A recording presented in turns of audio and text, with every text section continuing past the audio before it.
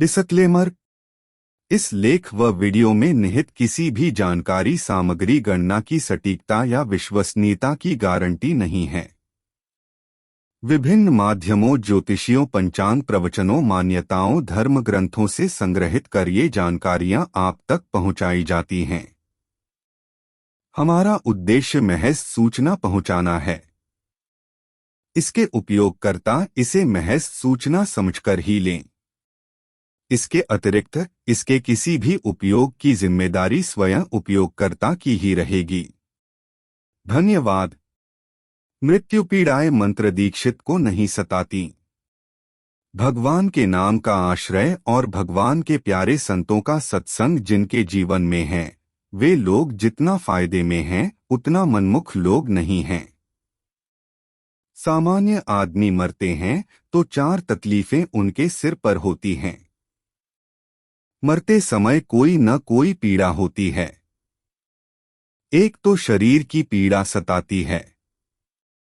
पीड़ा में प्राण निकल जाते हैं। चाहे हृदयाघात, हार्ट अटैक की पीड़ा हो, चाहे बुढ़ापे की हो, चाहे कोई और पीड़ा हो। गुरु साधक को युक्ति सिखाते हैं कि शारीरिक पीड़ा होती है तो शरीर को होती है, तुम्हारे में नहीं घुसनी चाहिए। सद्गुरु ज्ञान देते हैं कि शरीर की बीमारी तुम्हारी बीमारी नहीं है, मन का दुख तुम्हारा दुख नहीं है। गुरु जी दिव्य ज्ञान पहले से ही देते रहते हैं। तो मरते समय अपने में पीड़ा का आरोप न करने वाले साधक बहुत उन्नत पद को पाते हैं, लेकिन मरते समय शरीर की पीड़ा को अपने में जो मानते हैं वे पीड़ित होकर मरते हैं। जो कोई पीड़ित होकर मरता है या प्रेत होता है तो उसको मरते समय की पीड़ा सताती रहती है। प्रेत जिस शरीर में जाते हैं वहां ऐसे ही कांपते रहते हैं जैसे मरते समय शरीर छोड़कर आए थे। अंते मतियः सा गतिः। तो मरते समय अंतमति सुहानी हो, इसका ध्यान रखते हैं संत महापुरुष। गुरु चाहते हैं कि मरते समय की पीड़ा मेरे शिष्यों को न सताए। दूसरा, किसी से आपने बदसलूकी की ही है, किसी के साथ अत्याचार किया है तो मरते समय अंतरात्मा लानते देता है।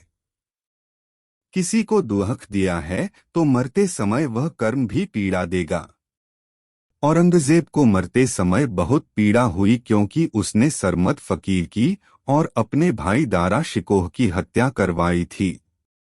इस प्रकार जो बड़े पाप होते हैं वे मरते समय अंतरात्मा को खूब तपाते हैं, व पीड़ा देते हैं। तीसरा, जीवन भर जिनके साथ हमारा मोह रहा, ममत्व रहा, आसक्ति रही, उनके वियोग का कष्ट होता है कि वे हमसे छूट रहे हैं।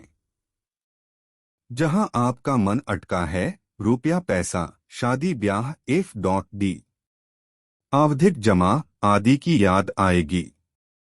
इस देश का नाम अजनाब खंड था।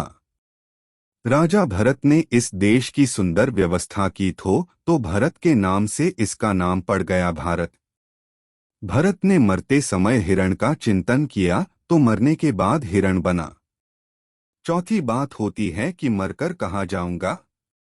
ये 4 मुसीबतें सबके सिर होती हैं, लेकिन साधकों के ऊपर नहीं होती क्योंकि उनके पास गुरु का दिया आत्मज्ञान, परमात्म ध्यान और मंत्र है। मंत्र दीक्षा लेने वाले का आत्मबल, बुद्धिबल, मनोबल बढ़ जाता है।